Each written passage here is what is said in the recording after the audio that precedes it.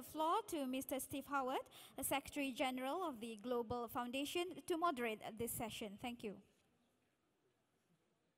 Indeed. Can you hear me? Yes. Good afternoon, ladies and gentlemen, and a very warm welcome to you all. And can I ask for the owner of these glasses to claim them? Thank you. You've left them behind in the previous panel. Actually, they might suit me. Could you use them, Penny? This is a very distinguished group joining me on the stage for the final session of this afternoon, and we do wish to have audience interaction because you've been very patient working throughout the day, and I think you'll find this is the most stimulating session to round out day one. The theme of global corporate citizenship, climate change, business responsibility and ethics. So we are corporate citizenship, climate change, business responsibility and ethics. And as your program states, as the role of the corporation becomes more important as drivers of economic growth, corporations increasingly have a civic duty to contribute to nations and the global community. How can corporations address major global issues like climate change, business ethics, and corporate social responsibility? How to shape new partnerships with other civic groups to ensure sustainable development? I guess the reason why I've been asked to moderate today's session is that the work of the Global Foundation attempts to encompass those subjects, as it does with each of the speakers this afternoon. Without further ado, we're going to move straight into the session, and I will invite each of the speakers in the sequences published in the program to move to the lectern and give a brief address, which will then stimulate an exchange between the panel and the floor, and we'll aim to wrap up around 6 p.m. So without further ado, it's my great pleasure to introduce our first panellist this afternoon. Hello. There's a change in the batting order. There's a palace revolt here. So you've deferred? Okay. So without further ado, someone who's well known to me and to many of you, Mr. John Connor, the Chief Executive Officer of the Climate Institute of Australia. You have, incidentally, in your conference programs, the full CVs of each of the speakers. I'm just going to say that Mr. Connor, who is well known to us at the Global Foundation and has travelled extensively in the world, leads many of the issues in Australia in the policy space about climate change and climate policy. Would you please welcome Mr. John Connor? Thank you. Thank you.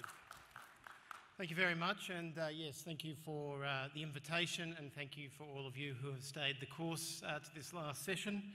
Some said it may be the graveyard session, but we'll do what we can to lift you out of that.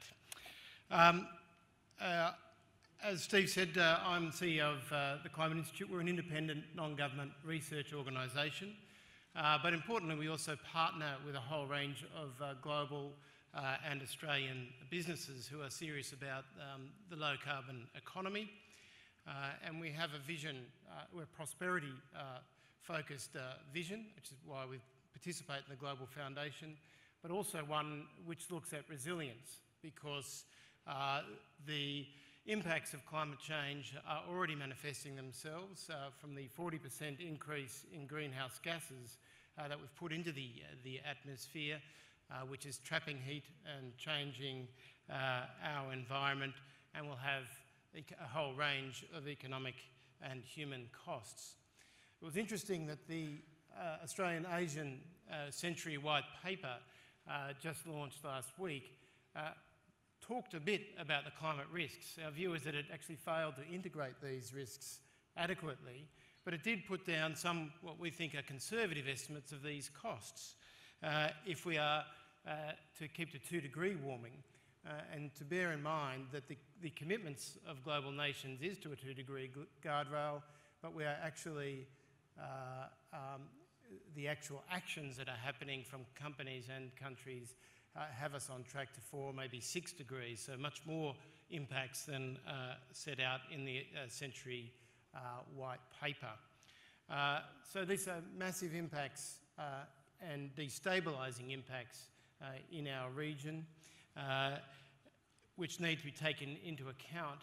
I'm not expecting you to look at this particular chart in great detail, but I put it up because I want to indicate to you that big business and the big investors, the sovereign wealth funds, the superannuation funds, the pension funds, are starting to take this stuff very seriously because they're looking at the impact on the bottom line.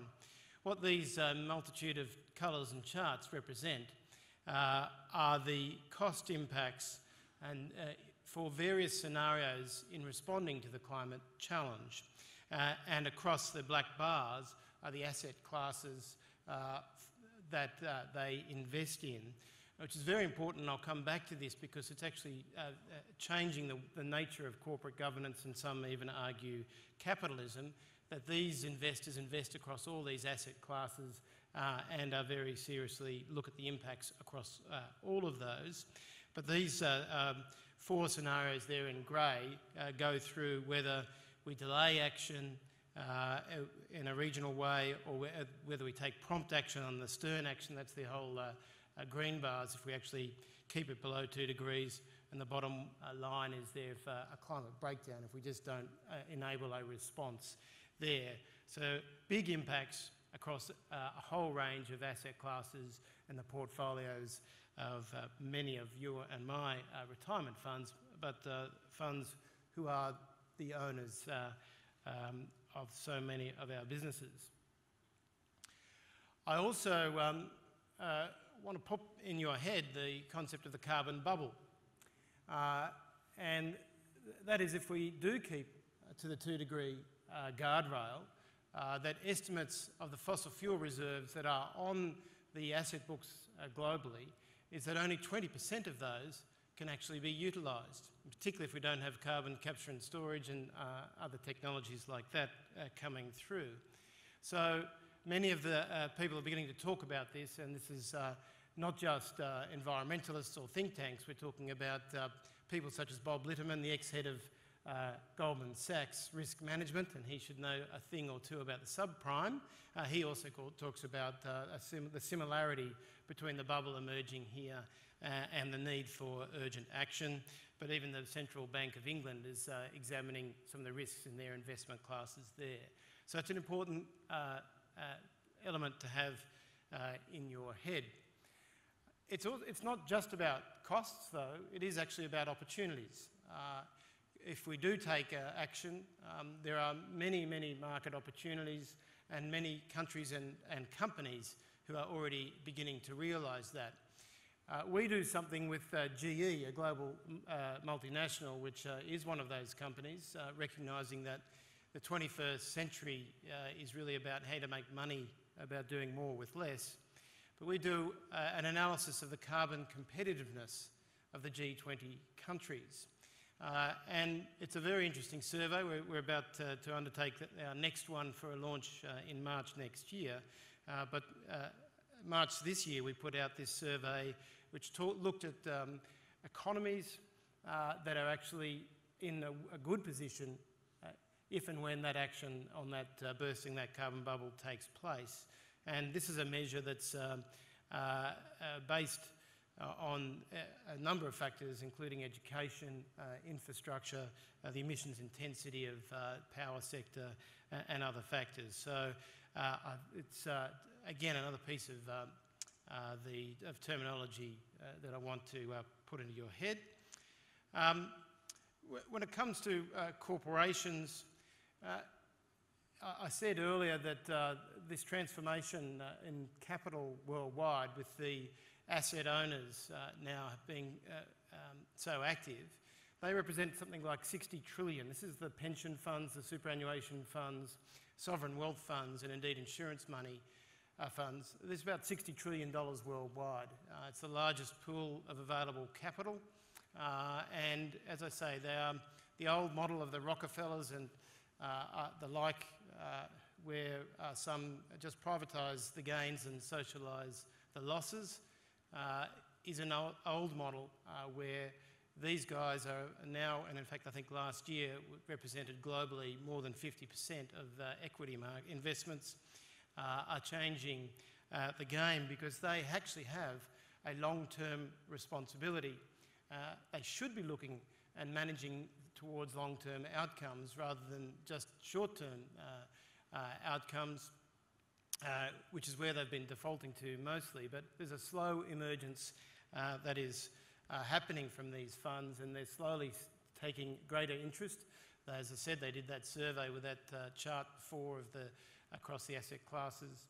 They are beginning to take action, in particular around executive remuneration, and asking questions about the alignment of long-term and short-term in terms of bonuses and outcomes. We're at the Climate Institute doing work globally to put a even greater spotlight on these institutional funds.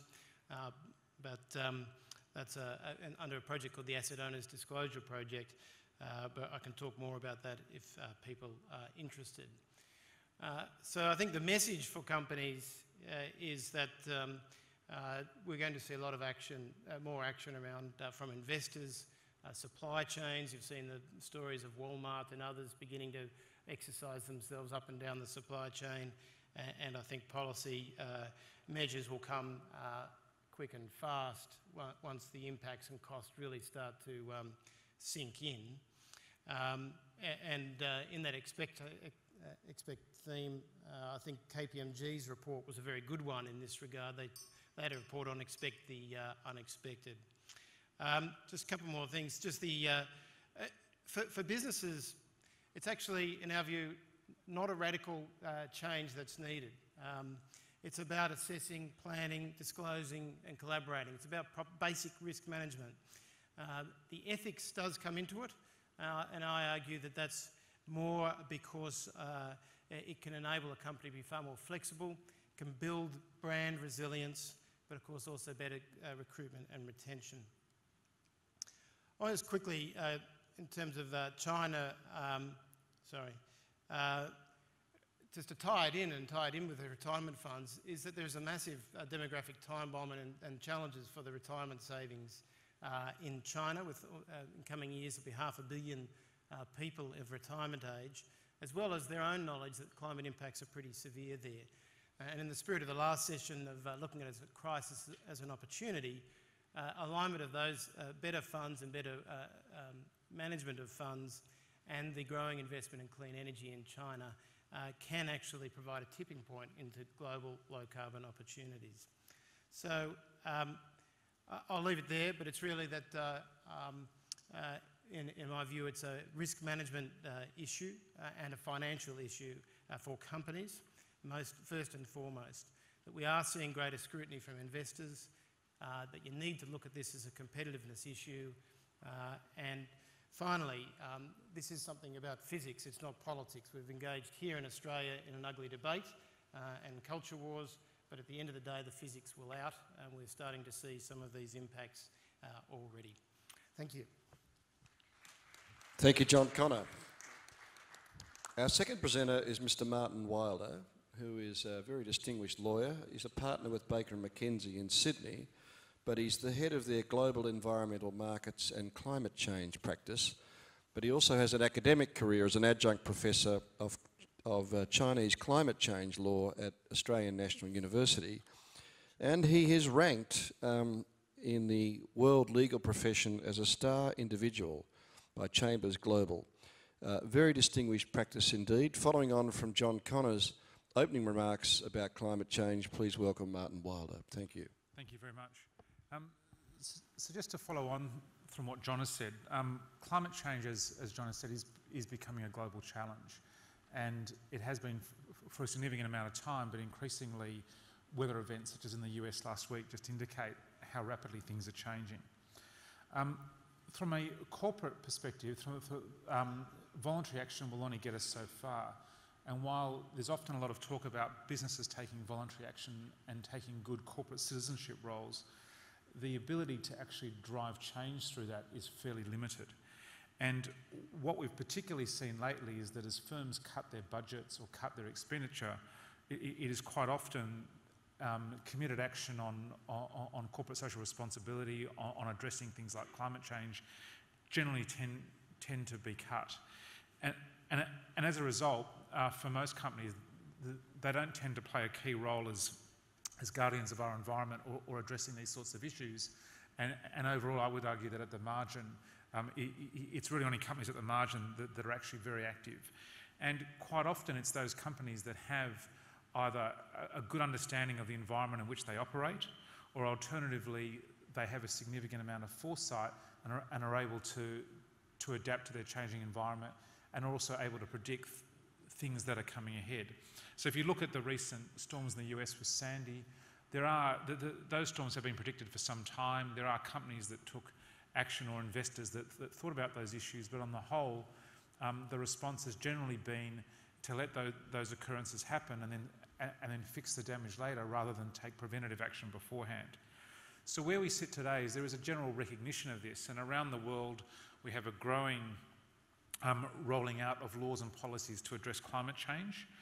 At the moment, there are some 50 jurisdictions around the world that are developing legal systems, laws or policies to regulate levels of greenhouse gas emissions. And if we just look obviously in Australia, the Australian government has implemented a fairly broad emissions trading scheme, which many other countries are looking at. And when we look at what's happening in China, as many of you know, China is in the process of rolling out 6 regional greenhouse gas emissions trading schemes, which will lead into a national emissions trading scheme in the next 2 years.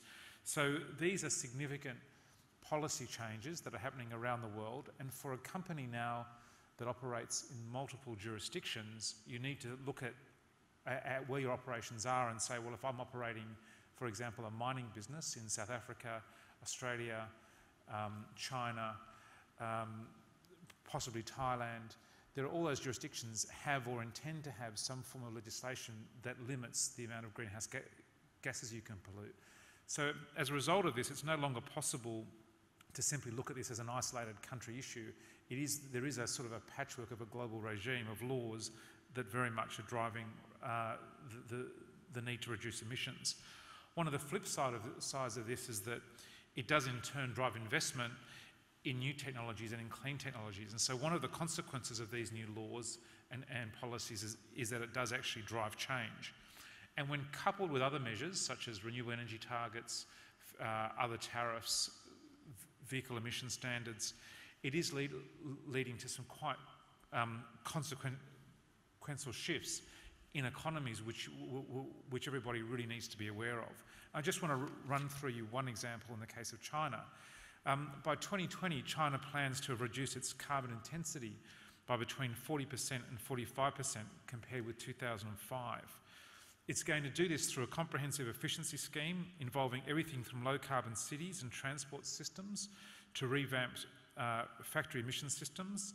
The idea is to use fossil fuels a lot more efficiently, to increase the use of renewables, as they have been doing, to go towards nuclear energy, and to also capture carbon emissions through carbon capture and storage. Now, if you think about what that means for a business looking at China, if you just simply take, if China were to succeed in supplying 50% of its new energy needs with renewable sources by 2030, which they're well on the path to, and 100% by 2050, that will have a dramatic impact on the amount of resources that China uses, a dramatic impact on oil, coal, gas, etc. So when Australian mining companies talk about a very small shift in the iron ore price, means that a project itself will be delayed.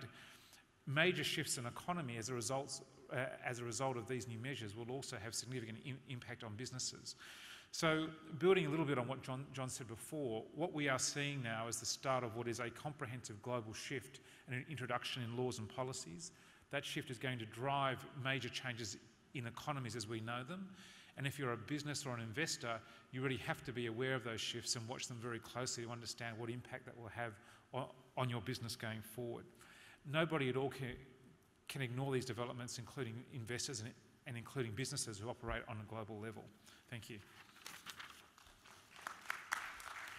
Thank you very much. Thank you very much, Martin. Following on from John, could I just underscore both of the presentations you've heard to date on climate change before I introduce the next speaker, in that we in the Foundation have a project working with China to achieve exactly the green targets that Martin and John were alluding to. And I think that those who are following what I would call traditional trajectories about energy consumption for China and other parts of Asia are kidding themselves. They're very important points to have made and important lessons to us in Australia and other parts of the region. Now it's my great pleasure to introduce our third speaker, the Chairman of the Committee for Melbourne, Mr. George Pappas, who is a most distinguished Australian and certainly a most distinguished Melburnian. Having been involved with the formation and the operations of the Committee for Melbourne, a unique citizens group. And I know something about the subject, I can vouch for it. George has chaired the Committee for Melbourne now for many years and led it to being one of the preeminent civic groups in Australia with a formidable international reputation. He's also comes from a consulting background, having built a business with friends, which is now part of the Boston Consulting Group, and he contributes to many other corporate and community activities. Would you please welcome Mr. George Pappas? Thank you. Thank you very much, Steve, for that flattering introduction. And can I, in starting, congratulate the organisers of the conference and also thank them for including me as one of your speakers. There are many interesting, stimulating and distinguished speakers, and it's a privilege for me to be part of this. The topic that we've been given is actually a vast one, and you've heard comments about one slice of it. I'm not going to talk about climate change. I'm going to talk about a case study in corporate citizenship. And Steve, I think, has mentioned that little case study. It's the Committee for Melbourne. I think the Committee for Melbourne is a very interesting model of how business organisations can perform their role as corporate citizens. I think it has both national and international implications. And so, if you bear with me, I will give you a little insight into the Committee for Melbourne, what it is, how it works, how it got started, and some of the kinds of things that it gets involved in. So today, when we think of Melbourne, we instantly think of the world's most livable city, which is a rating it's received for the last couple of years. I saw in the press today that we've been rated in the top 10 of the world's most prosperous cities. So we think of Melbourne as a very successful place. But 27 years ago, when the Committee for Melbourne was formed, Melbourne was in the doldrums. It was not going very far economically. It lacked leadership at the local government and state government level. And therefore, a group of concerned business leaders, a handful of them, about half a dozen or so, got together, having been pulled together by a lady called Pam Warrender, who was the niece of one of Melbourne's most successful businessmen over the years, Sir Sidney Meyer. Anyway, Pamela pulled this group together, and they felt so concerned that they initiated the Committee for Melbourne and started to take a program of research, of advocacy, and ultimately of action. And they instituted projects to make the city better. That was their charter. We'll make Melbourne better. And the kinds of things that they worked on were, for example, increasing the connectedness of Melbourne to the rest of the world by having more direct flights in and out of the city. And that led to the privatisation of Melbourne Airport. The area that we're having this convention centre on is part of Melbourne's Docklands. The Committee for Melbourne was one of the first advocates for the redevelopment of the Docklands. In fact, it helped to develop one of the initial conceptual plans for this whole vast and previously unused area, which is now almost a small city in its own right. With the help of the Boston Consulting Group, of which I was a part, then the committee commissioned some work into the food processing industry in Melbourne and how to stimulate investment in an industry in which Melbourne had competitive advantage, but which was lagging at that time, and that proved to be a most successful exercise. The committee launched and started and is now the parent, for want of a better description, of another organisation called the Bio-Melbourne Network. And the Bio-Melbourne Network pulls together and knits together all of the companies and research institutes that constitute Melbourne's biotechnology industry.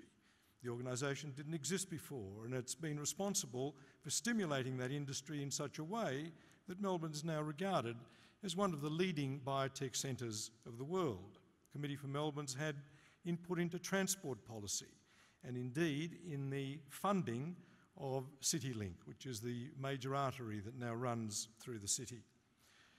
These projects have had a bit of an economic flavour to them, but economic prosperity is not the only issue that the committee has been involved in.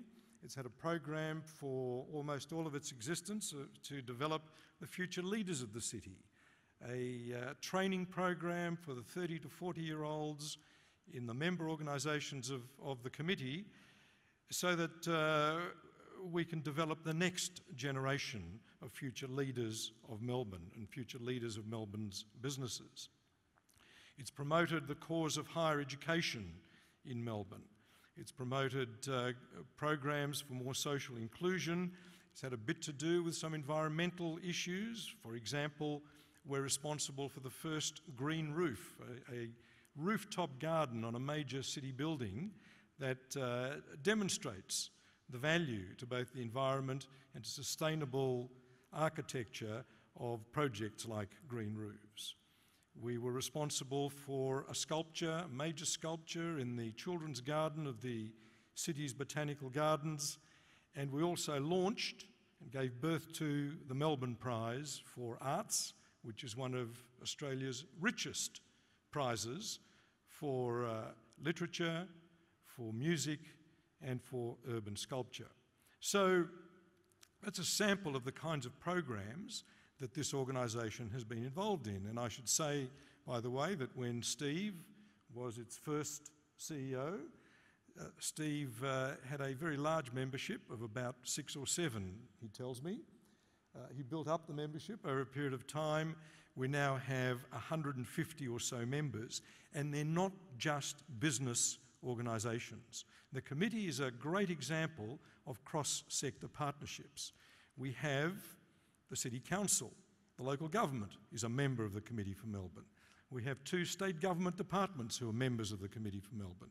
We have cultural institutions of the city, like the National Gallery of Victoria, the Botanical Gardens, the Melbourne Zoo, and so on, who are also members. So it's this cross-sectoral nature of the organisation that enables its business members to exercise their roles as corporate citizens. I'm also pleased to say that this kind of organisation is now achieving a national spread. There are about almost a dozen committees for cities, as we call them, around Australia. The Committee for Geelong, the Committee for Sydney, the Committee for Ballarat, and committees for other large cities or towns in this country.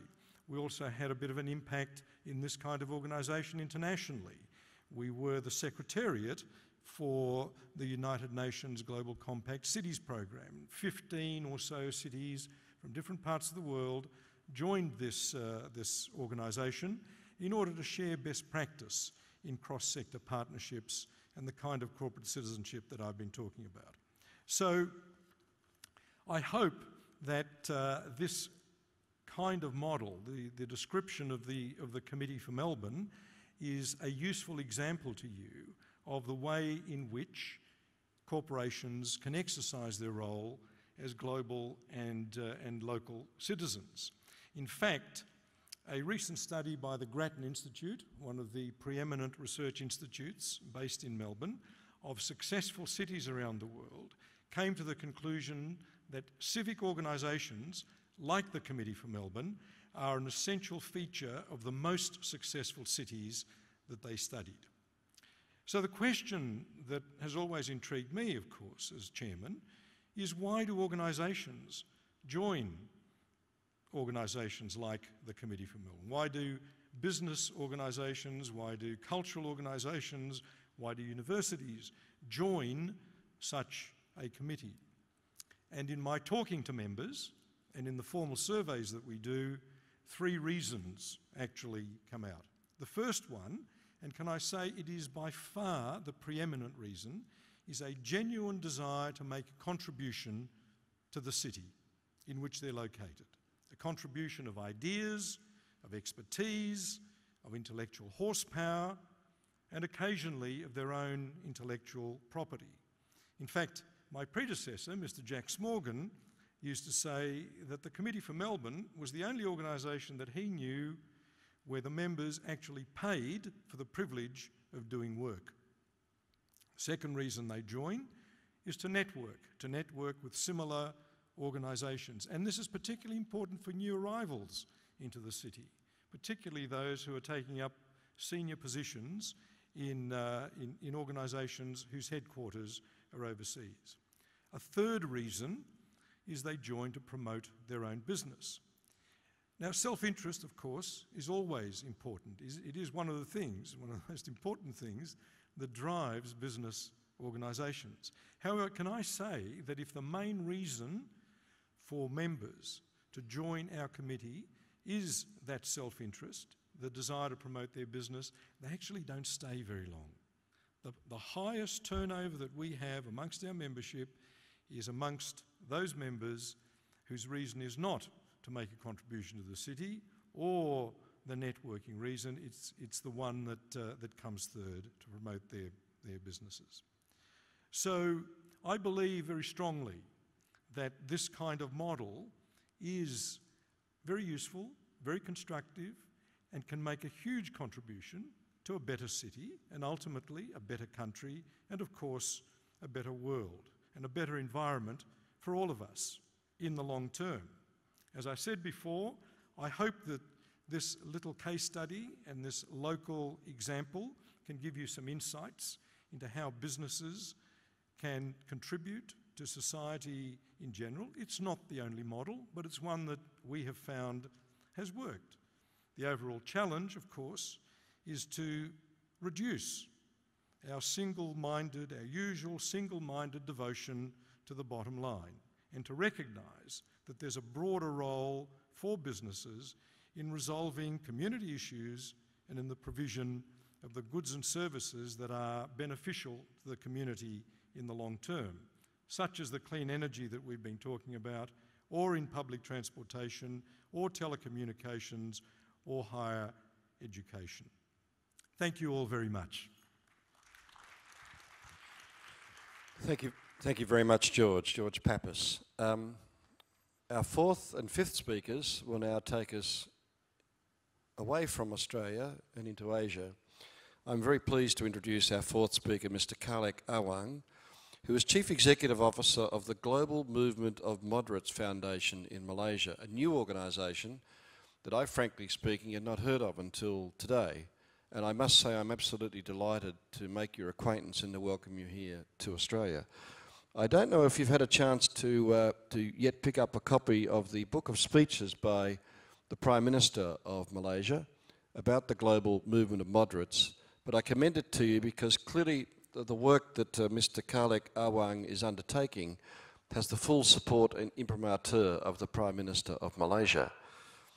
Mr. Khalek Awang is a lawyer, as he said, another lawyer on the panel, with a master's degree of law from the International Islamic University in Malaysia. He practiced as a law lecturer and as a barrister, and then established his own law firm in partnership until, I think, early this year, when he had a higher calling, one would say, in conducting the first conference of the Global Movement of Moderates in KL with 850 delegates from 75 countries coming from all over the world, and as a consequence, the organisation of which he is now the CEO, the Global Movement of Moderates Foundation, was launched. He is also President of the International Islamic University Alumni Association. Would you please welcome Mr. Khalek Awang.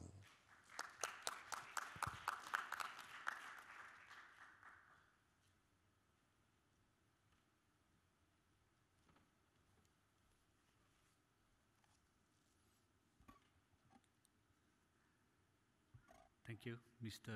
Moderator, fellow speakers, honorable guests, and ladies and gentlemen. The discussion for this afternoon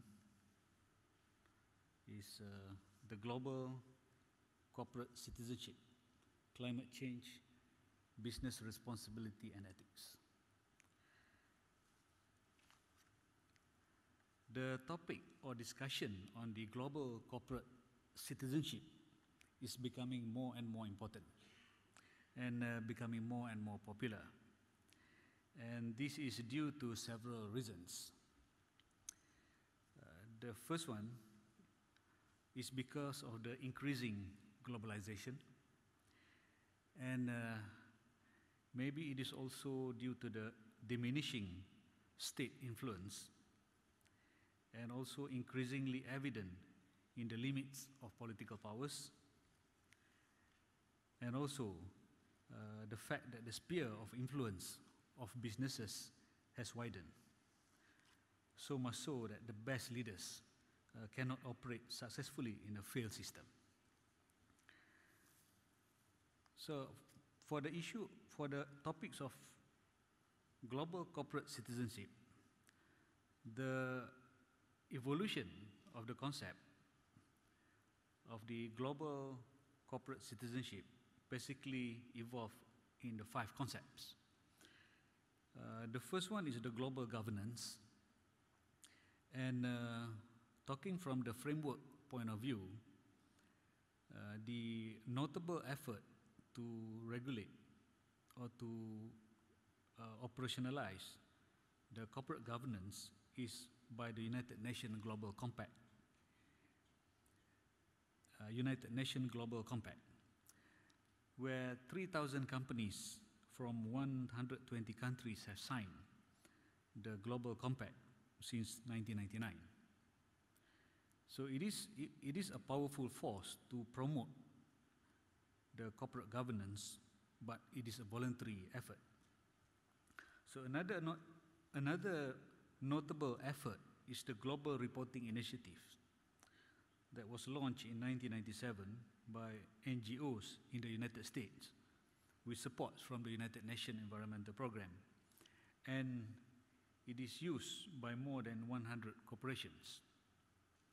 The second stage is the corporate philanthropy concept, where it refers to the grants and also donation by the corporate sector.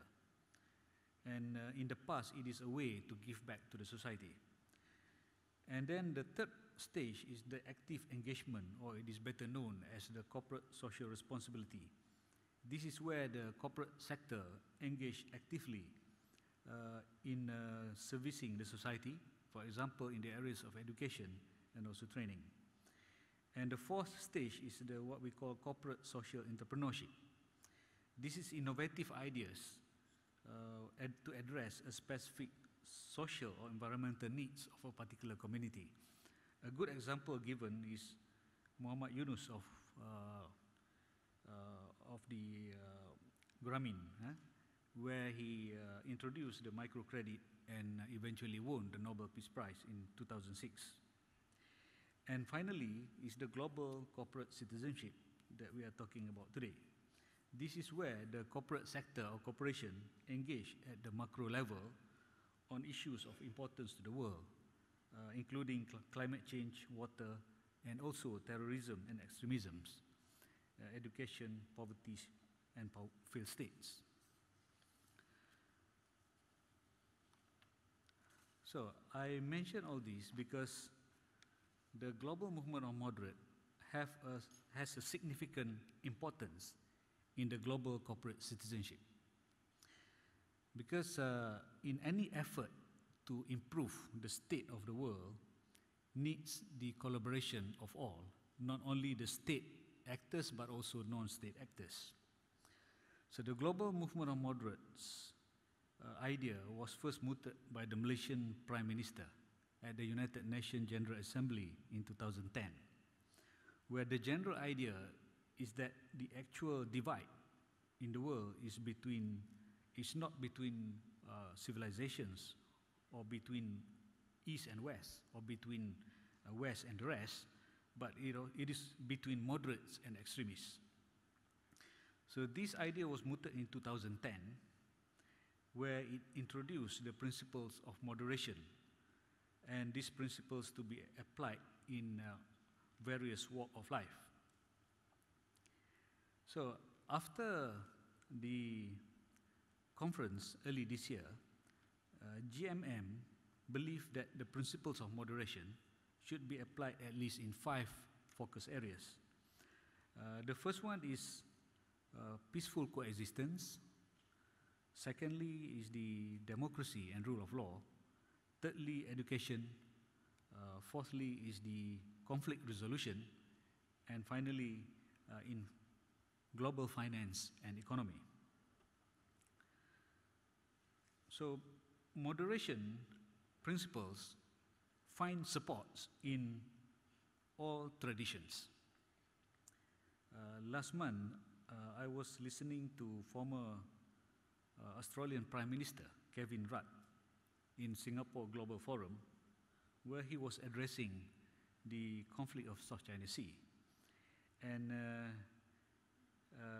he mentioned that the conflict can be resolved through four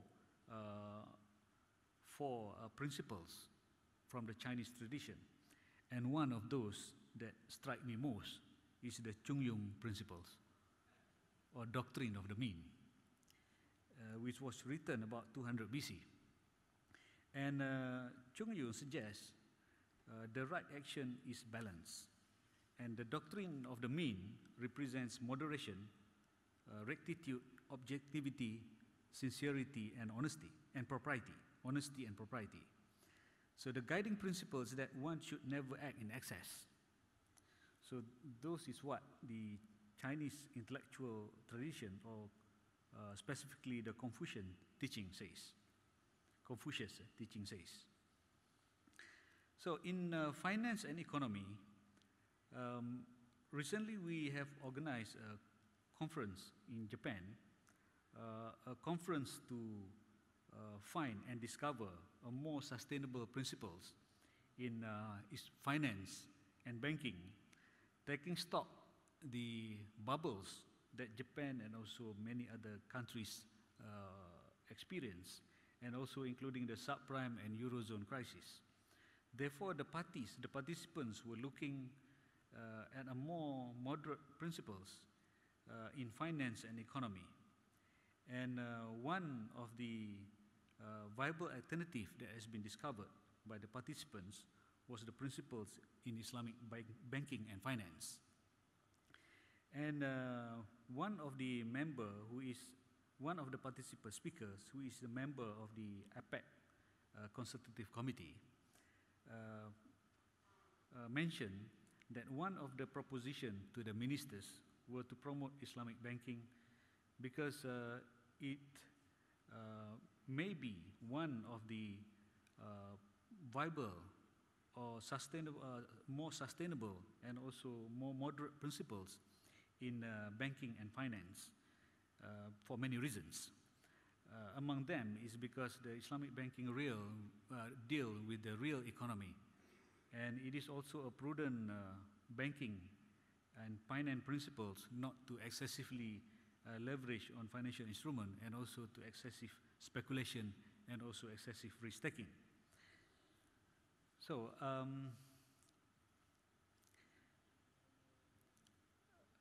other than in finance and economy, the principles of moderation also can be applied in sustainable development, because moderation also means the equilibrium or the balance between everything, including between man and nature. And it is imperative that in advocating sustainable development, a balanced approach towards ecology have to be applied. Otherwise, we will have the wrath of Mother Nature. And finally, I would like to highlight also, as my chairman has mentioned this morning, that the global movement of moderates has been adopted at ASEAN level, and we have submitted action plan to operationalize the principles of moderation at ASEAN level, which consists of at least 3 levels, at regional level, national, and also at the non-governmental level. So the global movement of moderates, or to operationalize the principles of moderation, will require the support of the global corporate citizen. Thank you. Thank you very much, Mr. Khalek Awang, for your presentation. I have to say again, I think it's a wonderful initiative, this organisation that you have been responsible for founding and leading with the support of the Prime Minister of Malaysia. Now, last but not least by any means, we have a star from Singapore, the Honourable Penny Low, Member of Parliament in Singapore and President of the Social Innovation Park. But that's just the beginning of it. Penny's CV, which is fully outlined in your conference booklet, tells you that this is a woman of many talents and dimensions. The fact that she is an alumnus of the National University of Singapore, Harvard, Yale and Tsinghua is not a bad place to start. She's a multimedia personality, and of course you all know her if you've been in Singapore and Southeast Asia throughout the region. Her fame precedes her. She is a union advisor. She sits on many national, international committees. She's chaired parliamentary committees, and she calls herself a veteran MP. Well, I think you haven't been around long enough yet to do everything, Ms. Lowe, but you've certainly been around a while to do many, many things. We're very honoured to have you with us today. We can see that you're travelling in style, and so we'll forgive you if you deliver from a seated position. Would you please welcome the Honourable Penny Lowe? Thank you. Well, thank you very much, Steve. There are a few things on my CV that's not on my CV that's a lot less glamorous. For example, I'm also a hitchhiker. And that's something I'm very proud of, but obviously not in this state. So I beg your pardon for having to speak from where I sit here. As I was listening to my fellow panelists, a couple of things, came to my mind. The way that I would define corporate social responsibility, corporate citizenry, would obviously be a lot wider than just about climate change. It's important to have sustainability from the perspective of environmental sustainability, but also the economic and social sustainability has got to be there.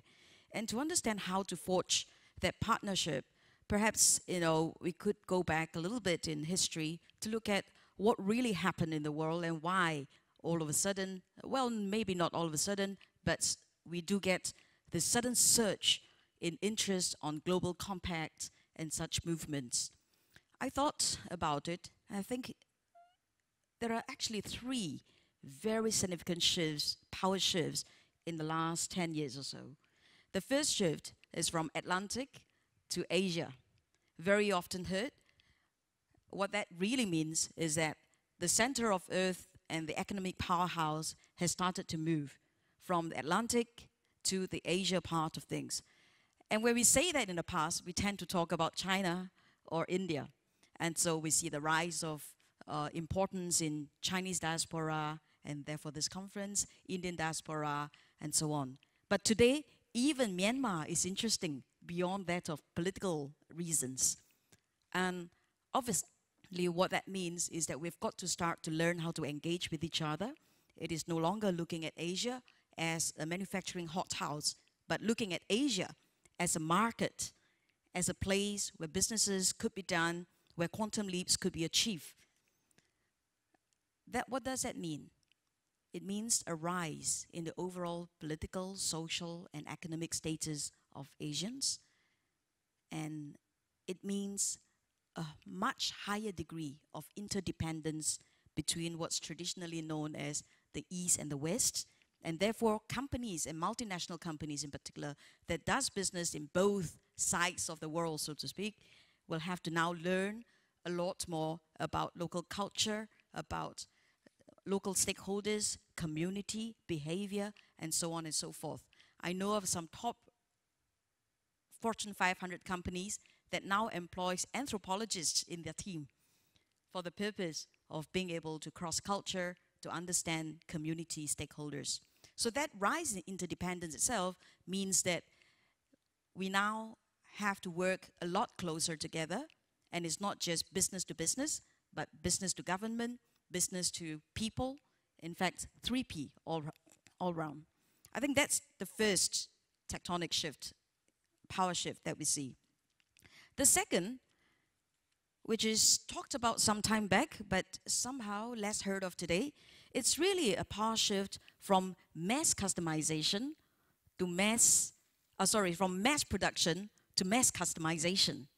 In the past, Henry Ford used to say, you can have your own car, right? Design it so long as it's black, it's boxy, and you've got it rolling, right? Because at that point in time, we're talking about moving from horse carts to cars. But today, if you have a black car that looks like everybody else's, you probably can't sell.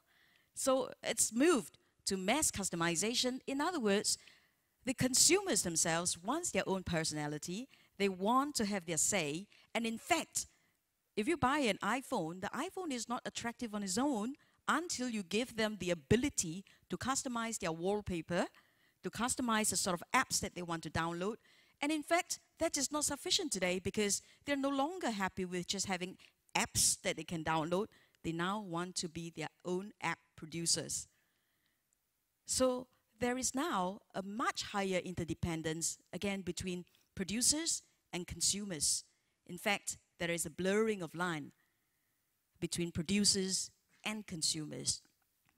And I can say we're only at the tip of the iceberg of what may happen. So the advent of ICT itself has brought about a few things. This is a second power shift that again increases the interdependence between businesses, consumers, all across the world.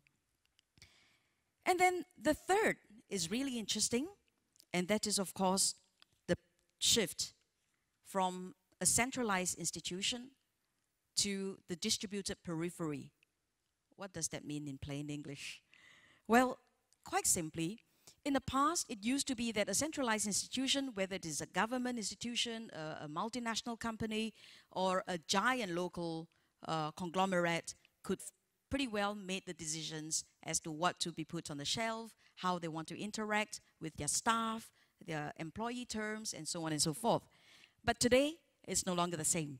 Today, the rise of ICT, the affordability, the accessibility of ICT itself, well, ICT meaning infocom technology, allows people to be much more interconnected at a very low cost and real time.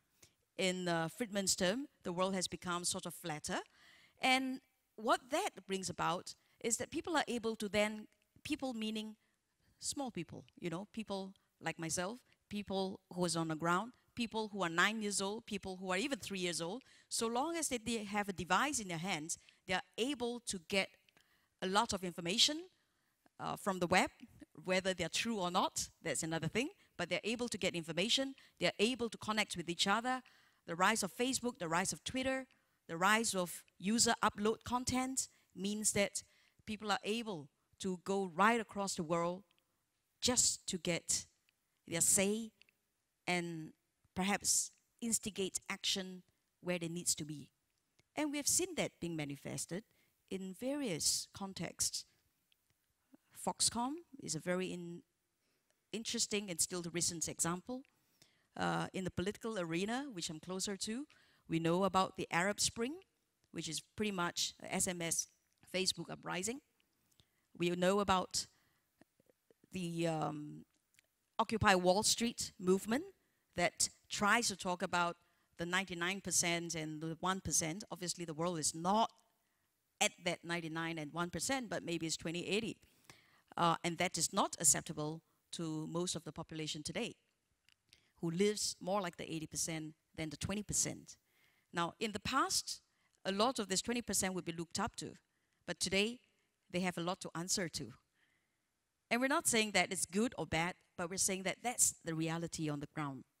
The question, therefore, is that particular rise in ICT, that particular rise in citizen reporters, in fact, brings about also the question of how much is private, how much is public. Here, I'm not referring to private or public sector, I'm referring to our lives. Is there such a thing as privacy anymore? And if we understand that, what it means is that we will be held accountable for every of our action, whether that of a business leader, a political leader, or an NGO head.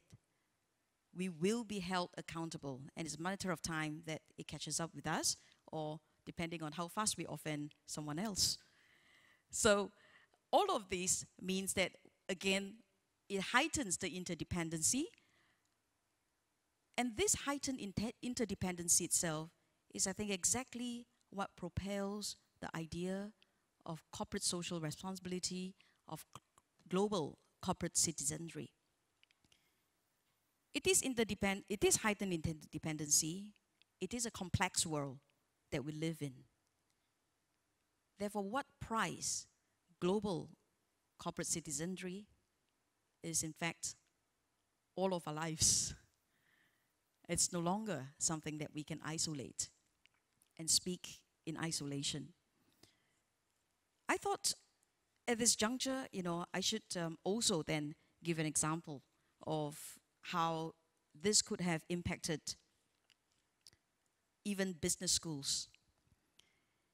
All of this became very important in 2009 or so, where we had the global financial meltdown, banks meltdown, Iceland meltdown. And at that point in time, a top business school, Harvard Business School professor spoke with me and told me this story. He said to me, well, my 5-year-old daughter looked at me one day while watching television. And she said, Daddy, why is that man, isn't that Uncle so-and-so, being handcuffed out of Wall Street? And Daddy looks at it, the professor looks at it and said, oh yes, that is in fact one of my students.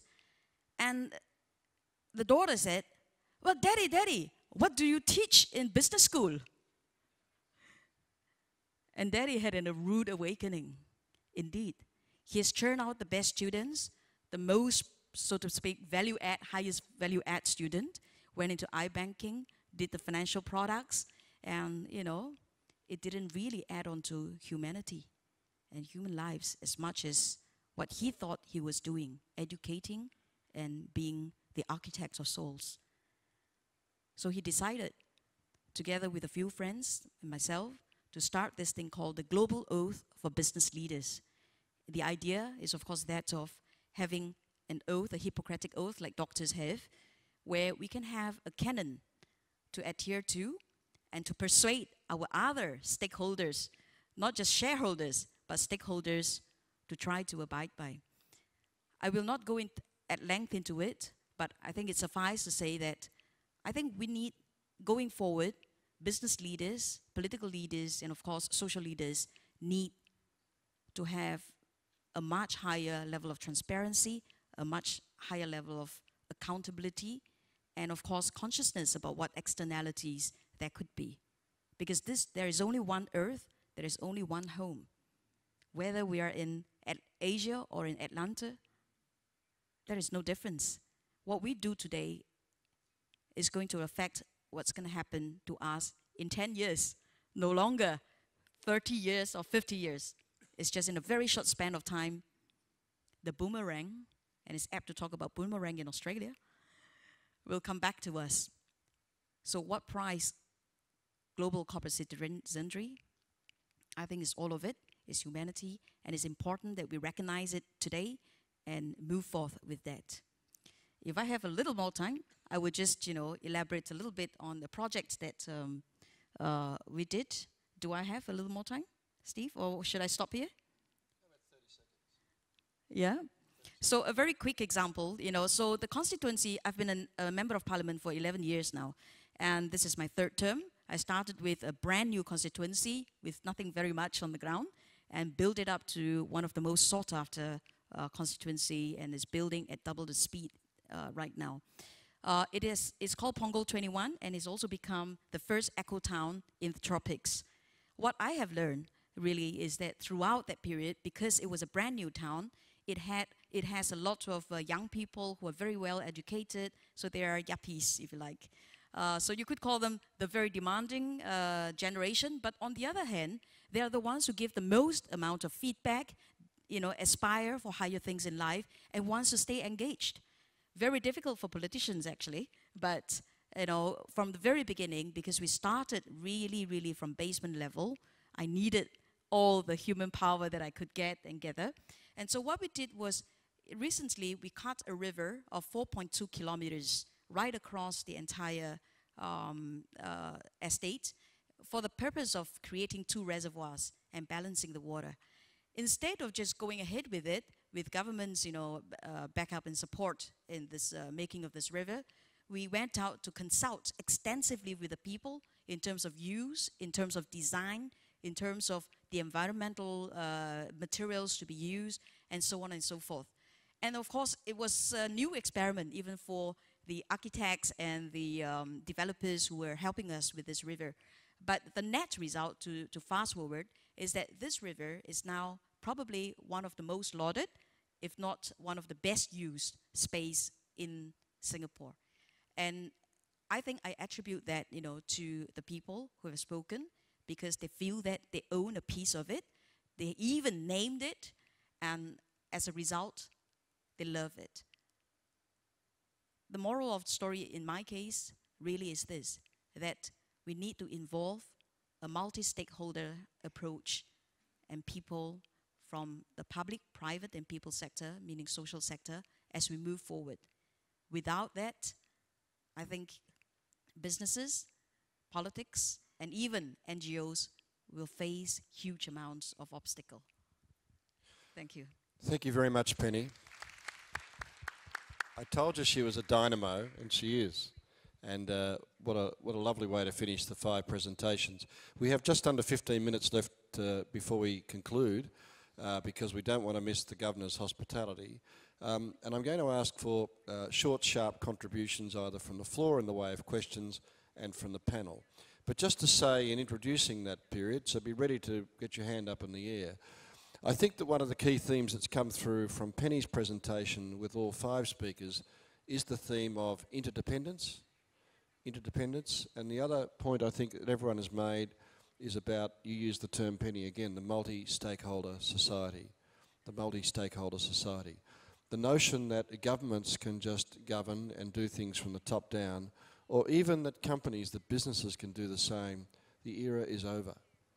It's a much flatter structure now. There's a lovely book by a young American called Christopher Cleary called The Twilight of the Elites, which really argues that in the United States case, that those inside the Beltway, the interest groups that had the place by the throat for so long, can't run the place by themselves anymore. We, the people, through various manifestations, have to help governments, help businesses to be more ethical and more effective in what they do.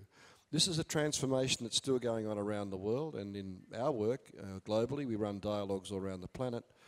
Basically, we find that governments welcome the idea of citizens and non-government groups and business-backed groups working together in partnership.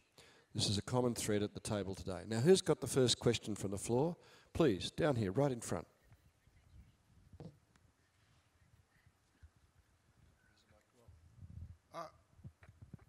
Rizali Ismail from Malaysia. I'm not going to say that I do not agree with what has been mentioned up there on the stage. But I thought that nobody referred to the bottom billion, as it were. I mean, the poor people, the marginalized people. Surely corporate responsibility must start from there first. It's not about beautiful gardens and beautiful rivers. It's about how to deal with people who have no means of doing things. I mean, in a city like Kuala Lumpur, there are plenty of that has to be done. There is an area called Chowket that I'm involved in where these are children of drug addicts and prostitutes. And these people are from 3 years old to 18 years old. And when the mothers are doing work, they cannot stay. They have no place. And there are also people who are not Malaysians, who have no identity whatsoever, no birth certificate, and they need help. So there is no future.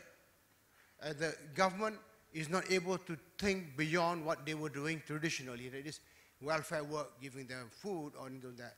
But these people need to go to school. These people need to learn skills and crafts, and they have to be given hospitalization. A lot of this is missed by government, even the government of Malaysia. So surely there is an opening for corporate responsibility to deal with all these things. All the things that you mentioned, I respect them. But to me, they sound a bit dilettantish. Thank you. Okay, there's a provocative remark, and I'm going to ask the panel to answer with very brief responses. Thank you. Who'd like to take that up first? Penny, you've got the microphone. Can I ask a question? You can take it together. Supplementary, Raymond? They're please. interrelated. Thank you, sir. Raymond Navaratnam, to be accountable. The question is, global corporate citizenship, does it apply within a country or should it be extended globally in the case of a company? should it practice social responsibility within itself and be excluded from practicing it outside? I'm referring, by way of just interest, the Linus project. Australia can export pollution abroad. Is that right or wrong? Thank you. Okay, thank you very much. So there's two questions in one there. Please take the piece that you feel like you would answer, but be brief. Thank you, Penny. I'll just do a very quick response to the second question and then move on the first very quickly. Well, you know, as I said earlier on, it's becoming borderless. It's the fact that you're speaking up and the fact that you're talking means that you're going to be heard all over the world. So any company would have to walk the talk, as simple as that. It's not about acting local in one way and then acting, you know, abroad in another way. You've got to walk the talk, yeah? And then to Razak's question, well, you know, my sense really is this, that it is not a question of whether the government could do this or not, or even about whether the corporate should do this or not. I think it is issues of poverty alleviation, issues of health, and so on and so forth. It's not for a particular sector to solve. It is our problem. It is for all of us to join hands to solve it. Whether it is a civic sector that comes up first and say, take the lead, or the corporate sector that does that, I think it's probably not going to be the most important. The most important is that we need leadership. We need leadership to solve the issues on the ground. Regardless of where the leadership comes from, I hope it will be supported by all the various sectors. Thank you, Penny. Climate change and the poor. Are we being dilettantes, John? Well, I think the answers come perhaps in accountability, as you mentioned. The global and global goals, being very clear about the goals and not being stuck to boundaries. And so I co-convened Make Poverty History here in Australia when I was with World Vision. And the Millennium Development Goals are very important markers for accountability and for holding governments and business to account. And if business is serious, gets in behind, and there actually are a number of businesses here in Australia who've been getting in behind that. I think it's very important to have some of those clear indicators and have them backed in. And the same goes for pollution and the contribution from countries. This is a global problem. We've got to have a global solution. I think there is a risk that we just have what I call carbon nationalism. We just debate about one particular country. Each country's got to do its bit, but within a global framework as well. So just to write into that, I would be worried, you point about exporting pollution from Australia to the region. I think one of the overarching concerns about the region's growth is its ability to sustain an atmosphere that's livable, whether it's for the poor or for the non-poor. So George Pappas, chairing the civic body in Melbourne, this question of corporations, though, and the responsibility they bear in their communities, has the time come when a corporation can't survive if it doesn't have a social licence to operate? Look, one of the most popular activities for corporations in this part of the world has been to develop corporate social responsibility programs. So the last 5 or 10 years or so, every major company that I know in Australia has set up a CSR department, as they call it, has a director of CSR or general manager or whatever. However, I have to say that the kinds of issues that the gentleman here who asked the first question was raising, questions of poverty, questions of education, questions of providing equal opportunity in society, I think is a government issue. I think it's for all of us to solve that particular problem. I don't think it's a corporate sector responsibility to actually resolve those kinds of issues. And that's why we have, as we describe them here, a safety net, minimum wage policy. We have programs to deal with issues of poverty. And fortunately, we do live in a prosperous society that has a healthy economy that can afford those kinds of programs. I'm always shocked when I go to the US to think that until recently, until Mr. Obama brought in his universal health care program, there was one health system for the rich and one health system for the poor. Because again, philosophically, I believe that's a government responsibility. Having said that, again, in this country, and I'm sorry, I'm not familiar with with programs in your part of the world. There are all kinds of corporate involvements in issues associated with less privileged people, which range from volunteer programs where company employees are encouraged to adopt either a school in an underprivileged community or a community organisation of some kind and actually go and volunteer their work, to actual contributions of funds. And every charitable organisation, again, in this country, regularly sends out requests to the major foundations that we have, whether they're corporate or private, for that kind of assistance. So I do see involvement by corporations in that area. However, I think in any society where government actually abrogates the responsibility for providing equal opportunity to education, to health, to food, to welfare, to housing, and leaves that to somebody else, is a society that is going to struggle in the future.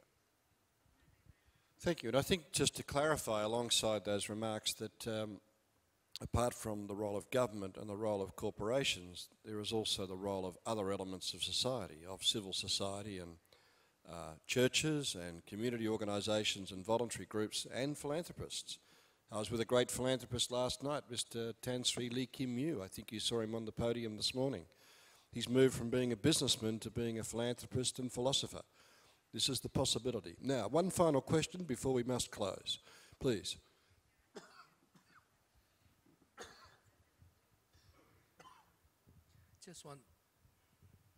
Hello. Just want to direct my question to Mr. Khalek Awang. I'm very intrigued by your effort with the global movement for moderates. I would like to ask you to apply this concept that you have in mind to the Islamic ideas of jihad. For example, if there is a problem in the problem with making Muslim living in some countries and they are not being allowed to practice their religion the way they feel is proper, I understand there is a concept jihad where you can violently fight. How do you apply your concept of moderation here to that setting of jihad?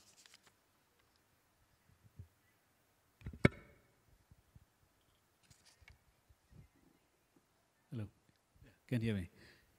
I'm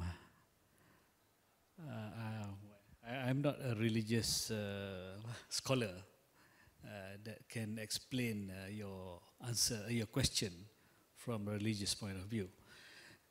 But the word jihad actually rooted from Arabic words, which mean jahada, literally. And jahada means to strive. That is the only meaning of jihad. And jahada means to strive. In Malaysia, since 1970s, we never know the jihad word that means violent. To us, the jihad means jihad against poverty, for example. The effort or to strive to eradicate poverty. And what we have heard in Malaysia is the jihad or the strive for the quest of knowledge. That is another form of jihad. And therefore the jihad or violence to take another people's life is not known to our culture in Malaysia. And I think that is not the right culture also. And that is not the right understanding. And I think I would refer to our Prime Minister in the inaugural conference, international conference, where violence is never justified in any religion. And those are only the opinion of the extremists. And the true divide is actually not between any religion, but it is between the moderate and the extremists. And therefore, that also implies that the theory by Samuel Huntington of the clash of civilization is a flawed one. And I think that is my opinion, because according to our understanding, the true conflict here in this world is going to be between moderates and the extremes. Thank you. Thank you very much. I'm going to ask Martijn Wilder, because he hasn't responded to a question, to make a final observation before we close this session. I think just on the earlier comment about the challenges of these issues to poor communities, I think at the end of the day, those who will suffer from issues like poor environment, from climate change, from exporting pollution, really are the ones that are most vulnerable are the world's poor. And there's no doubt about that. And those who can least afford to adapt, least afford to cope, are the world's poorest communities. So it is the responsibility of those who can afford to make a change, to actually make that change for the good, for the benefit of everybody. And if we can do things like, preventing climate change, if we can do things like being better corporate citizens, having greater social compacts, all of those things will, by improving society, ultimately be for the benefit of everybody, poor, rich, whoever it is. And I think, you only got to look at some of those areas of the world that are most susceptible to sea level rise. They are the Pacific Islands, they are the low-lying areas of Sri Lanka, etc., which will suffer greatly. So the responsibility is on people to make sure that these catastrophic events don't happen, and if we can use the resources that we have at our disposal to prevent that, then it will in fact be helping everybody, no matter whether they're rich or poor. That's a lovely comment, I think, to bring this session towards a close. I stand between you and the reception hosted by His Excellency the Governor, but in summing up and thanking our panel, I want to say that this session has stimulated a number of ideas that I think warrant further consideration, and they do highlight the fact that we all carry responsibilities. In some cases, most of us wear multiple hats, whether we're in or out of government, as Penny's case, or working alongside the public sector and the private sector, as most of us on this panel are doing. We do carry a responsibility to think more deeply about society, how it's composed, and the contributions that we can make from the various dimensions. And I think the closing remark is that the notion of interdependence, of bringing all sectors of society together, and of rising the boats to have a common standard, to increase, for example, the standard of living for the poorest people across the region that we live in, is no easy challenge to achieve, and it's no easy challenge to do it in a sustainable way, to feed everybody, to have an environment in which we can all survive and thrive. And these are the kind of challenges that bring us together at this forum. So would you join with me in thanking our panellists, Ms. Honourable Penny Lowe, Mr. Martijn Wilder, Mr. George Pappas, Mr. Karlek Awang and Mr. John Connor for an excellent session this afternoon. Thank you very much. Thank you, and another round of applause to our Mr.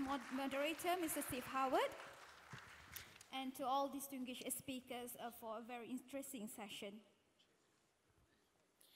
So with that, ladies and gentlemen, we have come to the end of the first day of the forum, but before that, I just have a quick reminder about the reception, the welcome